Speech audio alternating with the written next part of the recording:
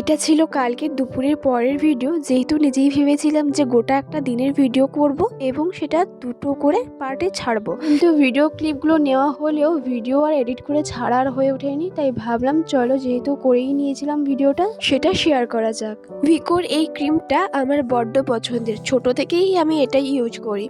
চলুন, ওদিকে তো খাওয়ার ডাক পড়ে গেছে, দেখি ওখানে কি হচ্ছে। গিয়ে দেখি মা এখানে আলু মাখাচ্ছে। আজ তো অনেক মেনু, আমার এত কিছু লাগবে না, মাছের তেল ভাজা দিয়েই আমি পুরো ভাতটাই খেয়ে নিতে পারবো। খাওয়া দাওয়ার পরে ঘুমিয়ে গিয়েছিলাম। ঘুম থেকে উঠে দেখি মেঘটা আস্তে আস্তে কাটছে, আর এদিক বিকেলে ঘুম থেকে ওঠার পর খুব অলসতা লাগে। মা করেছিল সন্ধ্যাতে আমাদের বাড়ির মুরগির দেশি ডিমের সেদ্ধ, ওটাই আমরা খেয়েছিলাম সন্ধ্যাতে। তার খাওয়া দাওয়া শেষে রাতের আয়োজনে মাকে হেল্প করে দিয়েছিলাম। তারপর রুমে এসে দেখি আমার মনি লিখছে তার নিজের নাম, যদিও নামটা লেখার আগে ওকে একবার দেখানো হয়েছিল।